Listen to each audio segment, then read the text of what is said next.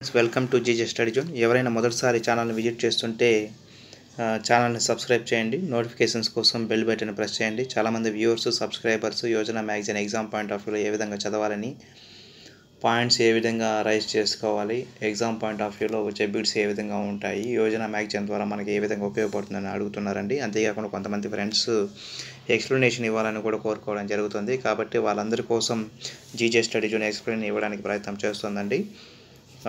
మీరు ఈ వీడియోని చివరి వరకు చూసినట్లయితేనే మీకు కంటెంట్ అనేది అర్థమవుతుంది. కాబట్టి వీడియోలోకి వెళ్ళే ముందు మీకు మరొకసారి తెలియజేస్తున్నది ఏమనగా సబ్స్క్రైబ్ చేయండి, నోటిఫికేషన్స్ కోసం బెల్ బటన్ ప్రెస్ చేయండి, వీడియోని చివరి వరకు అయితే చూడండి.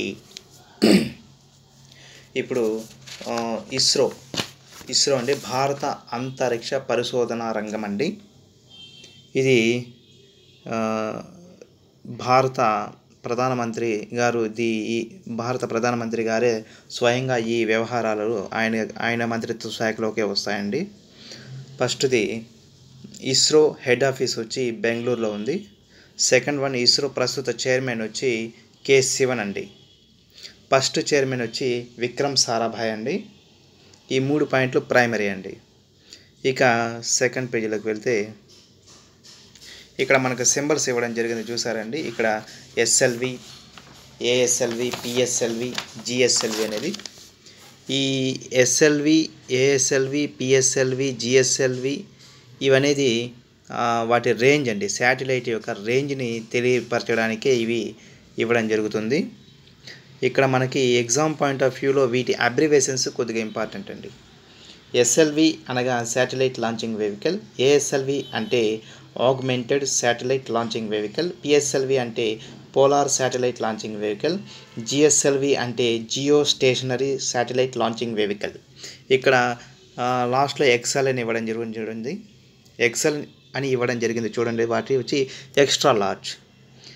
అలా వాటికి ఆ ర్యాకెట్ యొక్క కెపాసిటీని బట్టి, వాటి పరిమితిని బట్టి వాటికి ఎక్స్టెన్షన్గా కొద్దిగా యాడింగ్ చేయడం జరుగుతుంది. ఇది అండి. ఇక్కడ ఎగ్జామ్ పాయింట్ ఆఫ్ వ్యూలో మనం కానీ ఇక్కడ చూసినట్లయితే భారత అంతరిక్ష కార్యక్రమానికి 57 ఏళ్ళు, అంటే 2021 జనవరి నాటికి. కేరళ దగ్గర తొంబాలో 1960 దశకంలో, అంటే ఎగ్జాక్ట్గా వచ్చి 1963 నవంబర్ 5న ప్రారంభించడం జరిగింది. ఎగ్జాక్ట్గా అయితే 1963 నవంబర్ 21న అయితే ప్రారంభించడం జరిగింది తుంబా ర్యాకెట్ కేంద్రాన్ని. 60వ దశకంలో అనేసి ఆయన ఇవ్వడం జరిగింది. ఇక్కడ భూగ్రహానికి సంబంధించి తొలి కృత్రిమ ఉపగ్రహం అంటే శాటిలైట్ను స్పుత్నిక్ 1తో అంతరిక్ష యుగం ఆరంభం కాగా అన్నారు. కాబట్టి ఇక్కడ స్పుత్నిక్ 1 అనేది రష్యా తొలిసారి శాటిలైట్ లాంచ్ చేసింది రష్యా దేశం అండి. కాబట్టి ఇది ఎగ్జామ్ పాయింట్ ఆఫ్ వ్యూలో కూడా ఇంపార్టెంట్. తొలిసారి ర్యాకెట్ని ప్రయోగించినటువంటి దేశం ఏదంటే రష్యా. ఉపగ్రహం పేరు స్పుత్నిక్ 1. ఇక్కడ 1962లో భారత జాతీయ అంతరిక్ష పరిశోధన శాఖను ఏర్పాటు చేయడం జరిగింది. ఇక్కడ చూస్తే నవంబర్ 21, 1963న తొలి ర్యాకెట్ ప్రయోగం జరిగినప్పుడు తుంబా ఒక చిన్న బెస్తపల్లె.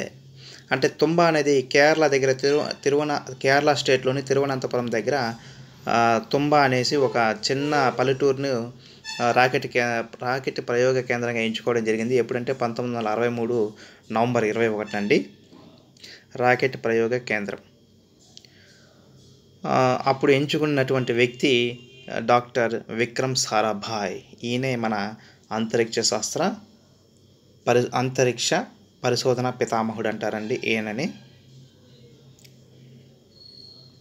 ఇప్పటి వరకు మన ఇస్రోలో దాదాపు అంటే Indian space research organization ISRO అంటే ఈ ఇస్రోలో అంటే ఇస్రో అబ్జర్వేషన్ కూడా మనకి important. Indian space research organization head office Bengaluru, ISRO అంటారు షార్ట్గా. దీంట్లో ఇప్పుడు 18,000 మంది దాకా పనిచేస్తున్నారండి. అంతేకాకుండా ఇది ప్రైవేటు ప్రభుత్వ రంగాల పరిశ్రమల విద్యా సంస్థలు వెన్నుదన్నుగా అంటే వాటి సహకారం కూడా లభిస్తుంది వీటికి. నెక్స్ట్ 1970 దశకంలో వేసిన అడుగులు మైలురాళ్ళు. తొలి ఉపగ్రహం ఇస్రో చేపట్టినటువంటి తొలి ఉపగ్రహం వచ్చి ఆర్యభట్ట. అప్పటి సోవియట్ యూనియన్ అంటే రష్యా నుంచి ఏప్రిల్ 19, 1975న ఆర్యభట్టని రష్యా సహకారంతో రష్యా దేశం నుంచి ప్రయోగించడం జరిగింది. ఇది ఇంపార్టెంట్ అండి. డేట్ అనేది చాలా ఇంపార్టెంట్, అందుకే మరోసారి చెప్తున్నాను. ఆర్యభట్ట ఉపగ్రహం 1975 సంవత్సరం ఏప్రిల్ 19వ తేదీన ప్రయోగించడం జరిగింది. అలాగే రిమోట్ సెన్సింగ్ ఉపగ్రహాలు అంటే సుదూర ప్రాంతాలు ఉంటాయి కదండి, సుదూర ప్రాంతాలను పరీక్షించడానికి భాస్కర 1, భాస్కర 2ను కూడా మనం భారతదేశం నుంచి పంపించడం జరిగింది. అంటే వేరే దేశంలో నుంచి పంపించడం జరిగింది కాబట్టి భారత గ్రహాలు అన్నమాట అవి, భారత శాటిలైట్స్. ఆ తర్వాత కొన్నాళ్ళ తర్వాత సమాచార వ్యవస్థకు సంబంధించి అంటే కమ్యూనికేషన్ రంగానికి టీవీ కానీ, ప్రసార వ్యవస్థ కానీ, రేడియో కానీ, టెలిఫోన్, మొబైలింగ్ కానీ వీటన్నిటికి సంబంధించి యాపిల్ ఉపగ్రహాన్ని అంటే యాపిల్ శాటిలైట్ని 1981 జూన్లో ప్రయోగించడం జరిగింది. దీనిని ఫ్రాన్స్ నుంచి ప్రయోగించారండి. అంటే ఆర్యభట్ట నుంచి రష్యా నుంచి ప్రయోగించారు, యాపిల్ నుంచి ఫ్రాన్స్ నుంచి ప్రయోగించారు. ఇది మనం గమనించాలి. అలాగే యాపిల్ అంటే అబ్రివేషన్ కూడా మనకి చాలా ఇంపార్టెంట్ అండి. ఏరియన్ ప్యాసింజర్ పెలోడ్ ఎక్స్పెరిమెంట్. ఎందుకంటే ఎగ్జామ్ పాయింట్ ఆఫ్ వ్యూలో మనకి ప్రతి చిన్నది ఇది చిన్నదే కదా అని అనుకుంటాం, కానీ అదే మనకి మార్క్ తెచ్చిపెడుతుందండి. దాన్ని మనం గమనించాలి. ఇప్పుడు మనం భారతదేశం ఆర్యభట్ట, భాస్కర 1, భాస్కర 2, యాపిల్ ఉపగ్రహాలు రష్యా, ఫ్రాన్స్ దేశాలు ఉచితంగా అంటే ఎటువంటి ఛార్జెస్ లేకుండా ఫ్రీగానే వాళ్ళ గ్రహాలతో పాటు మన గ్రహాలను కూడా పంపించడం జరిగింది. ఇక్కడ యాపిల్ గురించి చిన్న వివరణ ఇవ్వడం జరిగిందండి. 1970వ దశకంలో కాబట్టి ఇస్రో టీవీ ప్రసారాలు, టెలికమ్యూనికేషన్ల కోసం ఉద్దేశించిన మరో 2 విశిష్ట ప్రయోగాలు సైట్, స్టెప్ చేపట్టింది. ఈ దశకంలోని ఇస్రో ఎస్ఎల్వి అంటే తెలుసు కదండి, ఎస్ఎల్వి శాటిలైట్ లాంచింగ్ వెహికల్ 3 తొలి ఉపగ్రహ నౌకను అభివృద్ధి చేసి జూలై 18, 1980న విజయవంతంగా ప్రయోగించింది. సొంతంగా ఉపగ్రహాలు అందించే సామర్థ్యం ఉన్న 6 దేశాలు అంటే సొంతంగా ఉపగ్రహాలను ప్రయోగించే సామర్థ్యం ఇప్పటివరకు 5 ఉన్నింది, ఇండియాతో కలుపుకొని 6 అయింది. ఇక్కడ మనకి యాపిల్ను ప్రయోగించినటువంటి ఉపగ్రహ నౌక ఏది అని అడగచ్చండి. ఎస్ఎల్వి 3. నెక్స్ట్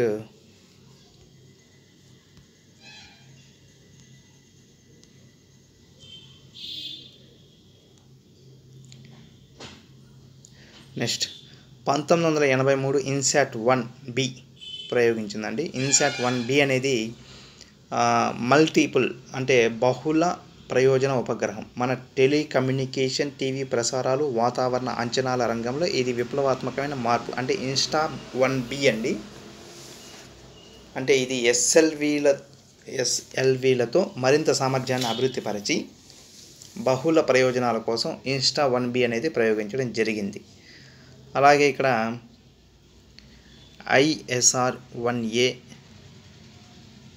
ఇది రిమోటింగ్ సెన్సింగ్ ఉపగ్రహాల రూపకల్పన, నిర్వహణలో భాగంగా భారత సామర్థ్యానికి గీటురై 1988లో ప్రయోగించిన ISR-1A భూగ్రహం పైన 900 కిలోమీటర్ల ఎత్తుండే ధ్రువ కక్షలోకి తిరుగుతూ భూమండల చిత్రాలను తీసి పంపడం జరిగింది. ఈ ISR-1A అనేది వీటి ఆధారంగానే వ్యవసాయం, భూగర్భ జలాల అంచనా, ఖనిజాలు, అడవుల సర్వే, పట్టణ విస్తరణ, పరిశీలన, బంజరు భూముల వర్గీకరణ, మత్స్యరంగం అభివృద్ధి వంటివి మార్పులకు అవకాశం ఏర్పడింది. మళ్ళీ 1990వ దశకంలో వచ్చి బహుళార్థ సాధక ఉపగ్రహాలను ఇన్సాట్ 2 పేరుతో సొంతంగా అభివృద్ధి చేయడం మొదలుపెట్టింది. ఇది అండి. మళ్ళాక భారత జాతీయ ఉపగ్రహం ఇన్సాట్ ఆసియా పసిఫిక్ ప్రాంతంలో అతిపెద్ద దేశీయ కమ్యూనికేషన్ ఉపగ్రహ వ్యవస్థగా నిలిచింది. ఇది కొద్దిగా. నెక్స్ట్ బ్యాండ్ కా, కు, బ్యాండ్ ఎస్ బ్యాండ్లలో 300 ట్రాన్స్పాండర్లతో పలు రంగాలకు సేవలు అందిస్తుంది. డిజిటల్ భారత్కు GSAT-11. ఇక్కడ మనం డిజిటల్ భారత్ అంటే ఇప్పుడు ఉన్న ప్రధానమంత్రి కానీ భారత వ్యవస్థను డిజిటల్ వ్యవస్థగా రూపొందించేందుకు ఆయన కృషి చేస్తున్నారు కాబట్టి ఈ డిజిటల్ భారత్కు GSAT-11, GSAT-29, GSAT-19 అత్యాధునిక సాంకేతిక సేవలు అందిస్తున్నాయి. డిజిటల్ భారత్కు సహకారం అందిస్తున్న శాటిలైట్స్ GSAT-11, GSAT-29, GSAT-19 అండి. ఇది గ్రామ పంచాయతీలకి సాంప్రదాయ మార్గాలు అంటే రోడ్డు మార్గంలో కానీ రైలు మార్గంలో కానీ చేరుకోలేని గ్రామ పంచాయతీలకి జమ్మూ కాశ్మీర్, ఈశాన్య రాష్ట్రాల్లో కొన్ని ప్రాంతాలకు కూడా దీని సేవలు అందించడం జరుగుతుంది ఈ డిజిటల్ భారత్ ద్వారా. ప్రయోగ నౌకల సాంకేతికతలో నైపుణ్యాలు సంపాదించడం అంత సులభమేమి కాదు. కొన్ని దేశాల వద్ద మాత్రమే ఇవి ఉన్నాయి. ఇప్పటి వరకు ఇస్రో 5 వాహక నౌకలు, గుర్తుపెట్టుకోండి 5, SLV, ASLV, PSLV, GSLV, GSLV MK3, GSLV M3. GSLV M3 అనేది మనకి ఇప్పటి వరకు ఉపయోగిస్తున్నటువంటి శాటిలైట్ లాంచింగ్ వెహికల్ అండి. ఎగ్జామ్ పాయింట్ ఆఫ్ వ్యూలో ఇవన్నీ చేసి కూడా భారతదేశానికి చెందినటువంటి ఉపగ్రహ నౌక ఏది అని అడగచ్చు. అప్పుడు మనకి 5 పైన అవగాహన ఉంటేనే వాళ్ళు వేరేది ఇచ్చినప్పుడు మనం దాన్ని ఫైండ్ అవుట్ చేసి, అంటే ఆడ్ వన్ ఫైండ్ అవుట్ చేసి మనం కరెక్ట్ ఆన్సర్ని గుర్తించేదానికి అవకాశం ఉంటుంది. అలాగే ఇక్కడ PSLV అంటే అబ్రివేషన్ ఇవ్వడం జరిగింది. నెక్స్ట్ ఒక నిమిషం, ద్రవ ఇంధనంతో నడిచిన తొలి భారత ప్రయోగ నౌకగా ఇప్పటివరకు 49 విజయాలు నమోదు చేసి భారత్కు చెందిన అత్యంత విశ్వసనీయ ప్రయోగ వాహక నౌకగా గుర్తింపు పొందింది. నిజానికి నవంబర్ 7, 2020 నాటికి అది 328 విదేశీ ఉపగ్రహాలను ప్రయోగించింది. ఇది ఇక్కడ చూడండి.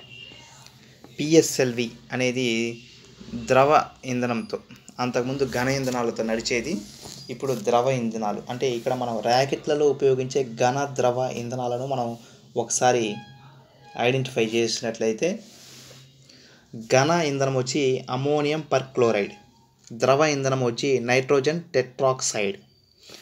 క్రయోజనిక్లో వాడేది ద్రవ హైడ్రోజన్ వచ్చేసి -253 డిగ్రీస్ సెల్సియస్లో, అలాగే ద్రవ ఆక్సిజన్ వచ్చేసి -183 డిగ్రీస్ సెల్సియస్లో మనం ఉపయోగించడం జరుగుతుందండి. ఇప్పుడు వరకు PSLV 49 విజయాలను నమోదు చేసింది. అంటే కొన్ని ఫెయిల్యూర్స్ కూడా వచ్చాయి, కానీ విజయాలు అయితే 49 అయితే నమోదు చేయడం జరిగింది.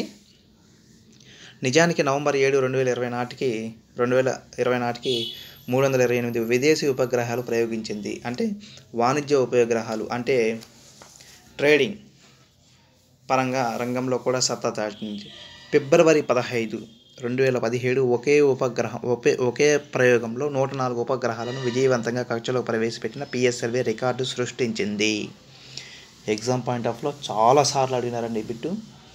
PSLV అనే నౌక ద్వారా 104 విదేశీ ఉపగ్రహాలతో 2017 ఫిబ్రవరి 15వ తేదీన విజయవంతంగా కక్షలోకి ప్రవేశపెట్టబడింది ఇస్రో.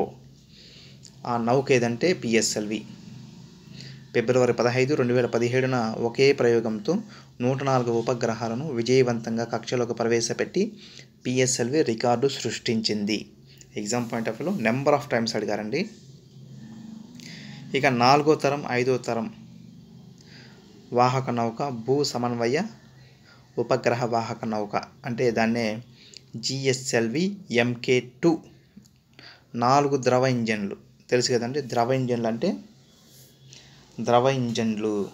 నైట్రోజన్ టెట్రాక్సైడ్ని ఉపయోగిస్తారు ఇక్కడ. అలాగే దీని పై దశలో సహా 3 దశలో ప్రయోగించారు. క్రయోజనిక్ సాంకేతికతో ద్రవ హైడ్రోజన్ ఉదజని, ద్రవ ప్రాణవాయువు అంటే ద్రవ ఆక్సిజన్ లిక్విడ్ తక్కువ ఉష్ణోగ్రతలో నిల్వ చేసి ఉంచుకోవచ్చు. అంటే -డిగ్రీలు. హైడ్రోజన్ వచ్చేసి -253 డిగ్రీస్ అండ్ ఆక్సిజన్ వచ్చేసి -180 డిగ్రీస్ సెల్సియస్లో ఉపయోగిస్తారండి ఇక్కడ.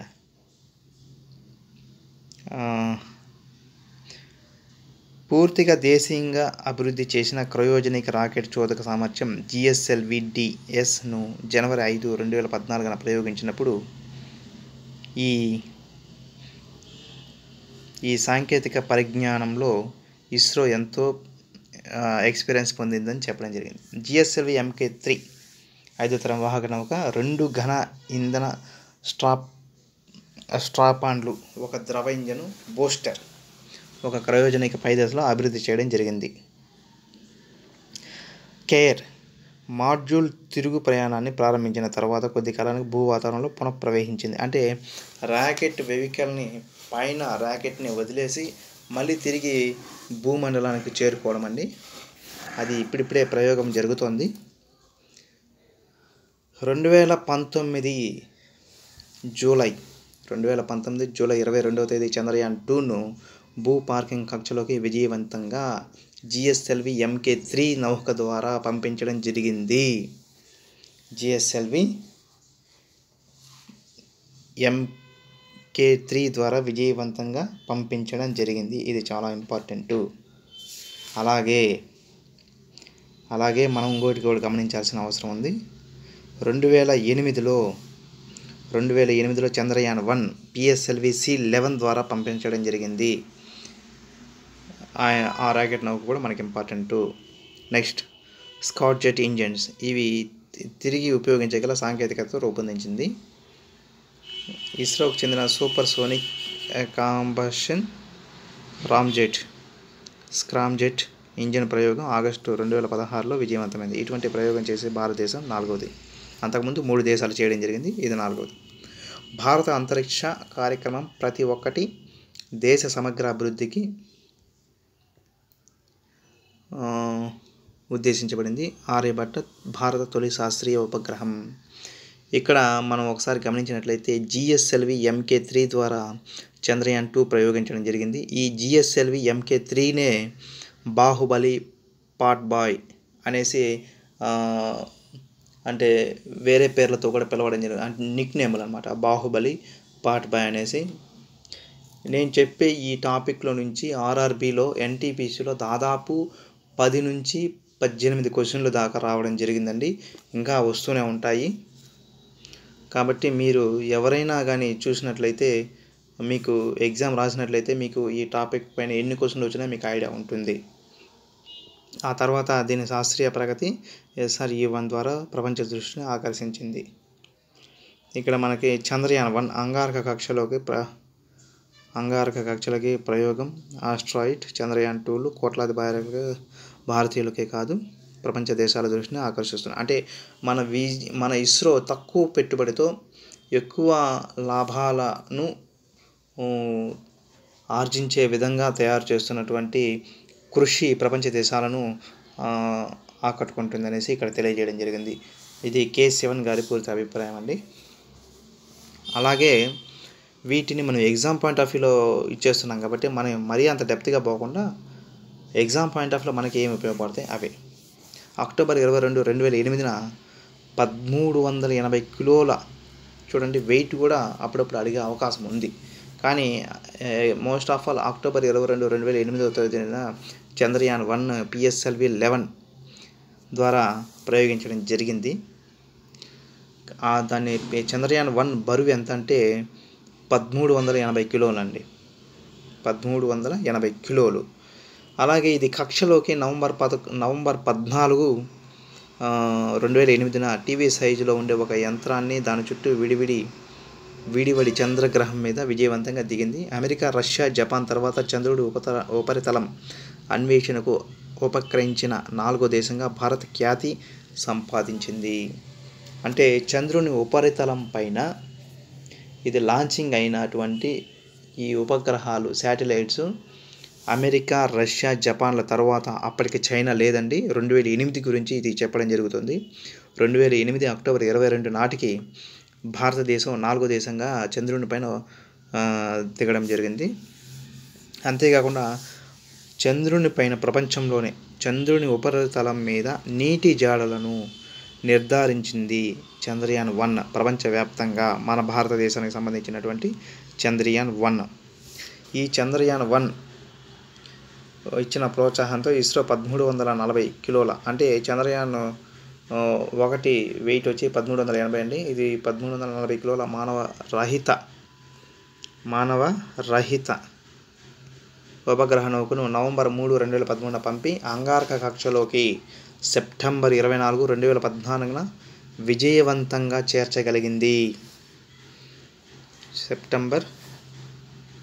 సెప్టెంబర్లో కక్షలోకి చేర్చబడింది. కానీ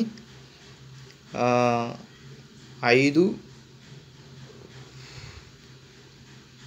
నవంబర్ 3, 2013 పంపి అంగార కక్షలో సెప్టెంబర్ 24, 2014. ఇక్కడ మనం గమనించాల్సింది ఏమిరా అంటే ఇది మార్స్ ఆర్బిటల్ అండి. మీకు ఐడియా ఉంటుంది, Mangalyaan India's first Mars mission అంటారు. ఇది PSLV C-25 XL PSLV XL C-25 అండి. ఇది అంగారక కక్షలోకి ప్రవేశపెట్టడం జరిగింది. Next astronaut. ఇది భారతీయ తొలి ఖగోళ యాత్ర. 2015 సెప్టెంబర్ 2015లో ఆస్ట్రోనాట్.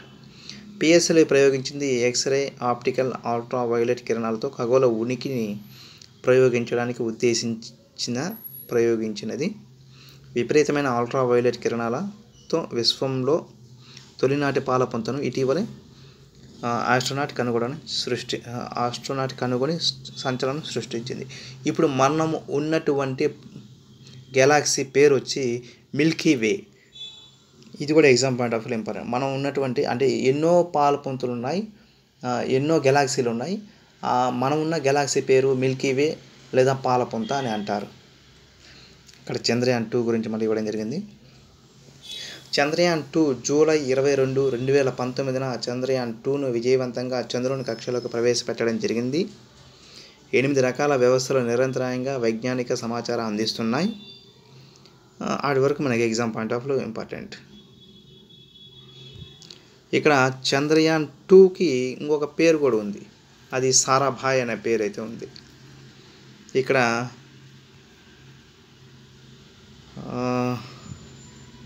3GPP అంటే మొబైల్ టెలిఫోన్కు విధి విధానాలు రూపొందించి 3GPP క్వాల్కమ్, మీడియాటెక్, బ్రాడ్కామ్, ఆలిస్టార్ వంటి మొబైల్ చిప్ సెట్లు తయారీ ఈ వ్యవస్థను వారి ఫోన్లలో ఉంచుతున్నారు. నెక్స్ట్ ఇప్పుడు GPS ఆధారిత వ్యవస్థలో ఉపగ్రహ ఆధారిత వ్యవస్థను అంటే GPS అంటే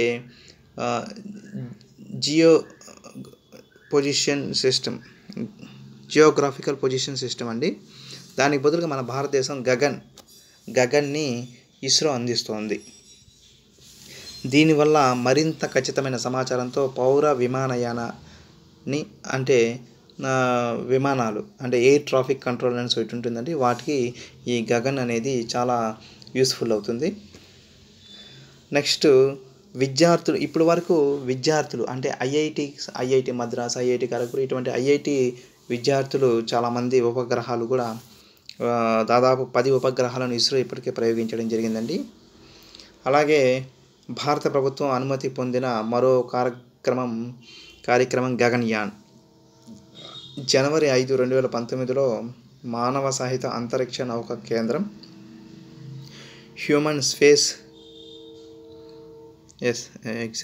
మానవ సహిత అంతరిక్ష నౌకా కేంద్రం నెలకొల్పారండి. గగన్యాన్ వేరు, గగన్ వేరండి. గగన్ అనేది GPSకి ఆల్టర్నేటివ్గా గగన్ అనేది మన ఇండియా సొంత GPS సిస్టమ్ని గగన్ ద్వారా చేస్తున్నారు. అంటే గగన్యాన్ అనేది వ్యక్తులను పంపించి తిరిగి మళ్ళీ భూమండలానికి రప్పించే ప్రక్రియ అండి. ఇది భూ సమీప కక్షలోకి 3 పంపి 5 నుంచి 7 రోజుల తర్వాత వారిని క్షేమంగా తిరిగి భూమికి రప్పించడం ఈ గగన్యాన్ ఉద్దేశం అండి. జూలై 2018లోనే దీనికి సంబంధించిన సాంకేతికతను విజయవంతంగా నిర్ధారించి అత్యవసర పరిస్థితుల్లో సురక్షితంగా తప్పించుకోవడానికి ఉద్దేశించిన పరీక్ష CSE. ఇది అమెరికా, రష్యా, చైనాల తర్వాత ఇటువంటి కీలక సాంకేతికతను సమకూర్చుకున్నటువంటి దేశం భారతదేశం మాత్రమే. అంటే ఇక్కడ 4వ దేశం. అంటే కక్షలోకి మనుషులను పంపి మళ్ళీ తిరిగి భూమండలానికి తీసుకొని వచ్చేటువంటి ఆ ప్రక్రియలో భారతదేశం 4వది అనేసి మనం గమనించవచ్చు. ఇక Indian Institute of Science and Technology IISTని తిరువనంతపురం 2007లో ప్రారంభించారు. ఎందుకు అంటే ఎందుకంటే ఇది ఒక డీమ్డ్ యూనివర్సిటీ అండి. అంతరిక్ష సాంకేతిక శాస్త్రంలో aerospace engineering, electronics and communication వంటి కోర్సుల్లో ఇది బ్యాచిలర్ డిగ్రీ అందిస్తుంది. అంటే అంతరిక్ష రంగానికి ఉపయోగపడే చదువుని ఇక్కడ అందించడం జరుగుతుంది. ఈ రీసెంట్గా కూడా మన భారత అంతరిక్ష పరిశోధన కేంద్రం ఇస్రో వచ్చి మన ఆంధ్రప్రదేశ్లో దాదాపు 100 పాఠశాలను ఎంపిక చేసుకొని వాటిలో ఇస్రో పాఠాలను బోధించడానికి సన్నాహాలు చేస్తుందండి. ఇది కూడా ఎగ్జామ్ పాయింట్ ఆఫ్ వ్యూ ఎంతో ఉపయుక్తంగా ఉంటుంది.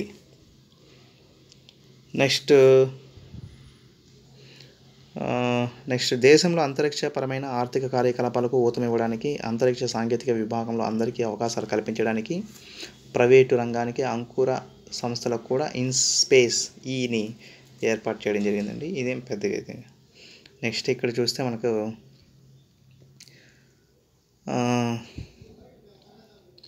సౌరమండల వ్యవస్థను మరింత లోతుగా పరిశీలించడానికి చంద్రయాన్ 3, ఆదిత్య L1, శుక్రగ్రహ యాత్ర వంటివి చేపట్టే ప్రతిపాదనలు ఉన్నాయి. ఇప్పటి వరకు మన భారతదేశం సౌర వ్యవస్థను అధ్యయనం చేయడానికి ఆదిత్య ఉపగ్రహాన్ని అయితే పంపించడం జరిగింది. ఇంకా లోతుగా పరిశీలించడానికి చంద్రయాన్ 3 అనేదాన్ని, ఆదిత్య L1 అనే ఉపగ్రహాన్ని, శుక్రగ్రహ యాత్ర వంటివి చేపట్టే ప్రతిపాదనలు అయితే ప్రపోజల్స్ ఉన్నాయంట. అలాగే చిన్న ఉపగ్రహ వాహక నౌక, గాలి ఇంధనంగా రాకెట్ చోదక శక్తి వృద్ధి, రాకెట్ల పునర్వినియోగ సాంకేతిక వంటి అంశాల్లో పరిశోధన పురోగమిస్తున్నది. ఇస్రో ఈవేళ కేవలం ఒక వైజ్ఞానిక లేదా సాంకేతిక సంస్థ కాదు, అది భారతదేశ ప్రగతి పతాక నవయుగంలో కాలు పెట్టాలనుకున్న ప్రతి భారతీయుడి ఆత్మవిశ్వాసం. ఇక్కడ ఇంకా లాస్ట్ అండ్ ఫైనల్ అండి. PSLV C-50 వాహక నౌక ద్వారా CMS-1 సమాచార ఉపగ్రహాన్ని విజయవంతంగా ప్రయోగించిన ఇస్రో. కమ్యూనికేషన్ శాటిలైట్ 1 అనేది PSLV 50 ద్వారా పంపించడం జరిగింది. ఈ వాహక నౌక అంటే లాస్ట్గా అంటే శ్రీహరికోట షార్ నుంచి Satish Dhawan space research centre నుంచి డిసెంబర్ 17, 2020 అంటే చివరిగా ప్రయోగించినట్టు ఇప్పటి వరకు ఉన్నటువంటి ప్రయోగంలో లాస్ట్ లాంచింగ్ వచ్చి డిసెంబర్ 17, 2020న ప్రయోగించడం జరిగింది. ఈ ఉపగ్రహం వల్ల మన దేశంలోని అన్ని రాష్ట్రాలతో పాటు, ఇక్కడ రాష్ట్రాలంటే కూడా గుర్తుపెట్టుకోవాలి, 28 రాష్ట్రాలు, 8 కేంద్రపాలిత ప్రాంతాలు, 28 states and 8 UTs, Andaman Nicobar లక్షద్వీపులు సమాచారాన్ని అవసరాలకు ఉపయోగపడుతుంది. ఈ CMS-1 అనేది PSLV C-50 ద్వారా పంపించడం జరిగింది. ఇది రాష్ట్రాలు, కేంద్రపాలిత ప్రాంతాలైనటువంటి అండమాన్ నికోబార్ లక్షద్వీపుల సమాచారాన్ని అవసరాలకు ఉపయోగపడుతుందనేసి తెలపడం జరిగింది. ఇప్పటి వరకు భారతదేశం ప్రయోగించినటువంటి సమాచార ఉపగ్రహాలలో ఈ CMS-1 అనేది 42వ ఉపగ్రహం. దీనిని PSLV C-50 లేదా CMS-1గా పరిగణించడం జరుగుతుంది. ఇది ISRO chairman doctor K. Sivan శాస్త్రవేత్తలను, సిబ్బందిని అభినందించడం జరిగింది. ఇదండి క్లుప్తంగా. ఈ వీడియోని మళ్ళీ 1-2 సార్లు చూసినట్లయితేనే మీకు బాగా క్లారిటీగా అర్థమవుతుంది. నాకు తెలిసినంతవరకు ఫస్ట్ సారికే మీకు అర్థమైపోతుంది అనేసి నా అభిప్రాయం. ఈ విధంగా మీకు అందించడానికి నేను ఎంతో సంతోషపడుతున్నాను. అలాగే నెక్స్ట్ ఫిబ్రవరి మ్యాగజైన్ రేపు అప్లోడ్ చేయడం జరుగుతుంది. ఈ వీడియోని చివరి వరకు చూడండి ఫ్రెండ్స్. అంతేకాకుండా మీ ఫ్యామిలీ, ఫ్రెండ్స్, మీ సర్కిల్ ఎవరైనా కాంపిటేటివ్ ఎగ్జామ్స్కి ప్రిపేర్ అవుతున్నటువంటి వ్యక్తులకి ఈ వీడియోని షేర్ చేసి ఛానల్ని సబ్స్క్రైబ్ చేసుకోమని చెప్పండి. మీరు చివరి వరకు చూస్తేనే మీకు కంటెంట్ అనేది అర్థమవుతుంది ఫ్రెండ్స్. ఫిబ్రవరి మ్యాగజైన్ రేపు అప్లోడ్ చేయడం జరుగుతుంది. Thank you friends. Thank you.